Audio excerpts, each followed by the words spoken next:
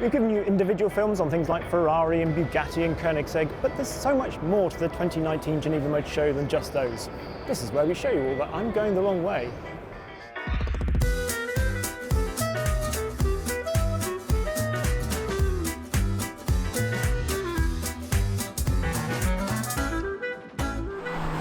On the Porsche stand, there's not actually a huge amount, but we have got this, the new Cabriolet version of the 992. It's on the new MMB platform and they're claiming obviously increased stiffness. Roof goes up and down 12 seconds, and yeah, this has obviously only been released in 4S and S models at the moment, with PDK and manuals and all that sort of thing will come later. I'm not usually a fan of 911 Cabrios, it's just so heavy at the back, but does look good. Perhaps it's just because it's in dark blue. I like cars in dark blue, and with the carbon ceramics yellow calipers, probably the coolest thing on the stand. The old 911 over there, skis on top. Car with skis on top. What's not to like? Possibly the most exciting factory Porsche isn't actually on the Porsche stand. It's on the KW suspension stand. It's this. It's the GT2 RS Club Sport. It's basically a race car. Look at the size of this rear wing. Look at it. It's also showing its underwear as well, because you can see the exhaust under there, which always looks pretty cool. On the Audi stand we have the Q4E Chop, which is the first time we've seen a smaller segment car from Audi. Fairly obviously it sits between the Q3 and the Q5. It's battery powered and will put out about 302 brake horsepower, 0-60 about 6.3 seconds. It looks alright. We're seeing more of these cars that actually look feasible, I think. It is all about electric really on the Audi stand this year. Over here, kind of follow me around, snake through, we have this, which is the e-tron GT. It's a really, really good looking car. I know other people have seen it before, but first time I've seen this and it looks as good in the metal as it does in the pictures. Very nice. However, there is something on the stand that's not EV and it's just over here. Into the exclusive lounge. This is the R8 Decennium, celebrating 10 years, a decade of the Audi R8. Rather nice, isn't it? Bronze wheels. People often ask me, how do I fit in cars? And it's very difficult, I'm clearly, no, joking.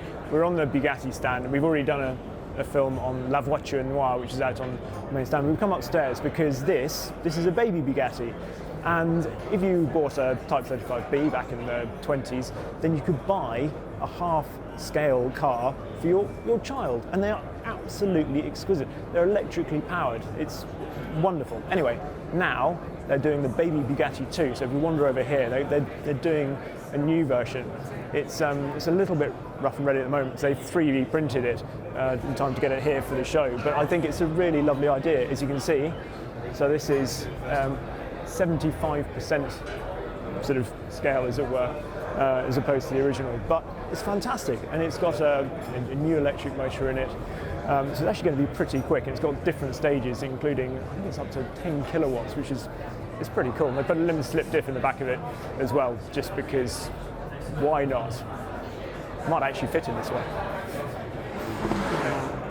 Attracting all the iPhones and selfies on the Lamborghini stand is this, the SVJ Roadster. One of 800. This particular car in this spec is best part of 500,000 euros, including this paint job, which is about 25,000 euros in itself. This gold with the little white pinstripes you can see around there.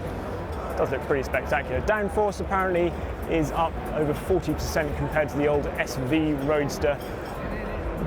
Bit of me this. It's me all over. You can see it, can't you? Supple. Bentley should be getting a card from the Queen this year because, yes, they're 100 years old. And to celebrate, they've done this limited edition car, which takes inspiration from the Blur Bentley, the 4.5 litre that had a supercharger added to it by Sir Henry Tim Birkin. You can see the number 9 on the grille, which mimics the original car. In here, though, we've got choice of leather, either Beluga or Cumbrian green, this being the green fairly obviously. We've got this turned aluminium down here, 18 karat gold bits there, the lovely organ stoppers. Little Jaeger clock, which is really, really lovely actually. I do like that bit. And then up here, we have a piece of wood from the original car floating in there. One of the most extraordinary cars at the Geneva Motor Show this year is on the Ginetta stand. This is the Ginetta Acooler, which is apparently Russian for shark, which you can sort of see why in the styling, which, let's face it, is a little bit challenging, but definitely striking. And it's all there for a reason, because this aero means that apparently it's only 5% off the GT3 car at 100 miles an hour, which is pretty cool. Under the bonnet, it's a naturally aspirated V8, which is very nice. And you think, well, it must be a crate engine. No, apparently they machined the block in the factory. Carbon fibre panels, carbon fibre tub, 600 brake horsepower, 516 pounds-foot of torque, something around there, 700 newton meters. It costs £340,000. Also, quite a large boot. 2 sets of golf clubs, and the rest, I would say, actually. Most of the golf shop, in fact. There's some port in there. Oh, and a full FIA spec roll cage. Oh, there we go. We've got a fixed seat here, tiny little steering wheel, traction control. It feels as though certainly my H-point, my hips are about the same height as my heels, possibly even slightly lower. Oh, I actually really want to go in this. That's a concept car, isn't it? That's how you do it.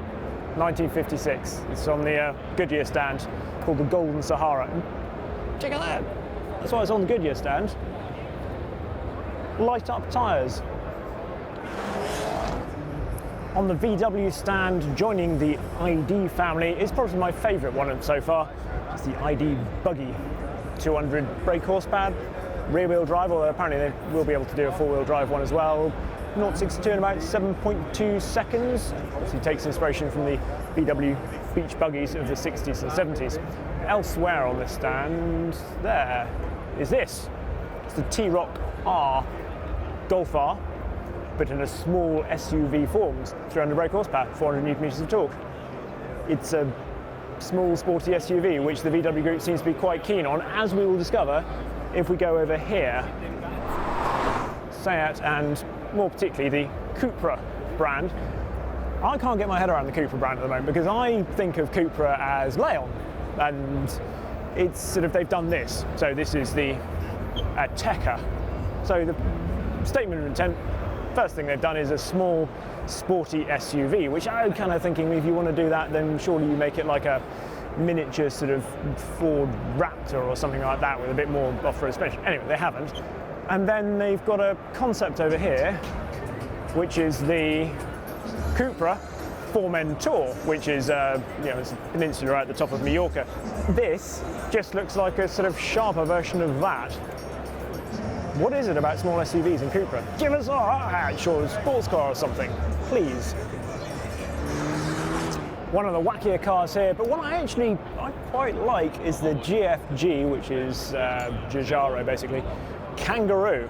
It's a sort of lifted supercar, so it's got 3 suspension modes: race, road and off-road, so going between 140 millimeters of ground clearance to 260 millimeters of ground clearance. And it's obviously electric powered, so motor in the front, motor in the back, 90 kilowatt hour battery. I do quite like it, I have to say.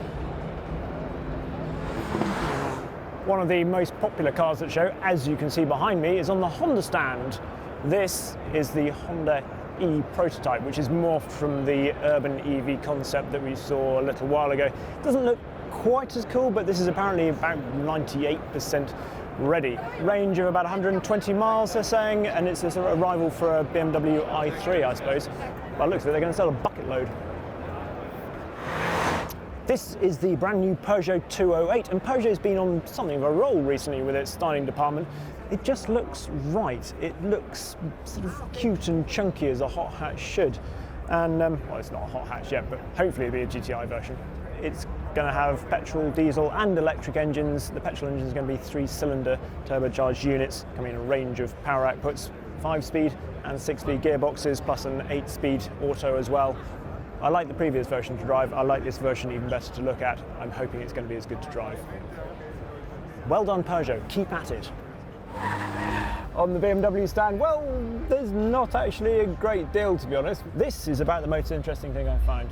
The 8 Series convertible, which was released at the end of last year, but this is the first time We've seen it over here in Europe, and it's pretty sleek actually. Roof goes up and down in about 15 seconds. This one has some interesting options, including rather a nice sort of, apparently sort of, demure grey paint job, but you look underneath it, oh, there's quite a lot of gold metallic flake going on there, and some gold wheels. So yes. Now, I was going to say that there wasn't anything hideous on the Mansfield stand this year. I'd only seen half of the stand. On the Mercedes stand, we have this, the AMG GT R Roadster. They're only producing 750 of them. It's 197 miles an hour, which is 1 mile an hour shy of the coupe. The rest of it, pretty much identical, as saying. Obviously, it's a little bit more weight. I'm not quite sure what to think about it. You wouldn't produce a convertible version of a GT3, so I'm not sure this makes sense, but I'm sure they'll sell every single one of the 750 of them. Elsewhere on the Mercedes stand, though, probably the coolest thing is the monoblock wheels on the GT four-door just behind. Now, most shows are generally positive, sort of upbeat occasions, but, well, there's no denying that this year there are a few manufacturers that aren't here. Ford's not here, Volvo's not here, and Jaguar Land Rover isn't here. This is a space that JLR would normally have filled, and as you can see, there's some sort of restaurant. But, as sorry as we are that they're not here, we haven't got any nice F-types to look at, there is an upside, because they filled the space also with this, a wonderful exhibition of old Abarths. So here's a nice video interlude for you.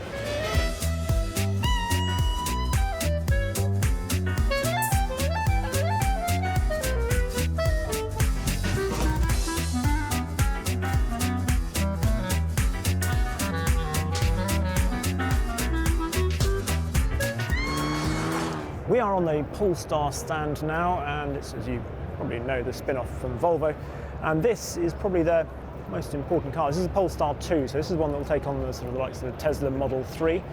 We're looking at 408 brake horsepower, 487 pounds-foot of torque.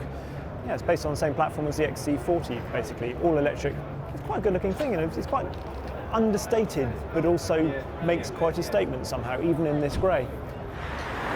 We are on one of my favourite stands every year at the Geneva Motor Show, the Roof stand. Let's start in the corner over here. This beautifully restored 901, which was actually the Geneva show car back in 1965. Moving on, we've got one of two resto mods on the stand. This is Goldfinger. It's a 964 3.4 litre engine in it. Modern seats inside it with the tartan on it. We'll come back to this in a second. 993 resto mod over here. This is their new Roof GT, which is actually based on the old 991 Gen 2 GTS, but with power uplifted to 515 brake horsepower. And again, Roof just do it so well, don't they? Their own wheels on it, a little ducktail spoiler on the back. Such a cool looking car, but not as cool as the CTR anniversary, which is celebrating the Yellowbird. So in the back, we've got a twin turbo 3.6 litre motor, 700 brake horsepower, 710 actually. It weighs about 1,200 kilos, so lighter than a GT2 RS by some margin. Look at it, it's so cool, but it gets even cooler when you look under the skin, and this is where we come back around here, and you see all of this carbon chassis, which is why it's so light. Come and have a look at the suspension on the front, the pushrod suspension. It's just beautiful, isn't it? We say it every year, but this year, we're going to go out to the factory and drive a Roof. If you want us to, of course. Actually, I think even if you don't want to, I'm going to go and do it. Drive that. Behind me is the brand new Lexus RCF Track Edition. Now, they've made various updates to the standard RCF, so it's all it's little geeky things that Lexus actually do really, really well. It's stuff that made the LFA so cool. This Track Edition, 556 brake horsepower from that wonderfully naturally aspirated 5 litre V8. We've got a carbon fibre bonnet, carbon fibre roof, fixed rear wing now, also carbon fibre, and as we'll see as it comes around here, titanium exhaust. All this adds up to savings they're saying between 60 and 70 kilos overall. Perhaps more importantly, forged alloy wheels and carbon ceramic brakes means they've lost 25 kilos from the unsprung mass. On the Vredestein stand, we have a Tesla estate. It's quite good. It's a bit like a sort of Jaguar XF estate, that sort of thing, which is quite a handsome beast. Perhaps it's a British racing green that reminds me of Jaguar. Our final stop on this whistle-stop tour of the Geneva Motor Show 2019 is here at Pagani. They're celebrating 20 years of the Zonda with this chassis 001, which did a lot of the testing and actually the crash testing as well. And they've restored it, rebuilt it to its, well, the pinnacle of its glory, really. And do you know what? Of all the cars here, despite the fact we've got cars with basically 4 times the horsepower of this, was the original was back 450 brake horsepower from the 6-litre V12. If I was given the choice of anything here to take away, it'd be this. I love a Zonda. Let us know what you think of the show. Has it been good? Has it been a bit flat? What was your favourite? What car would you take away given the choice of anything here? Thank you very much for watching.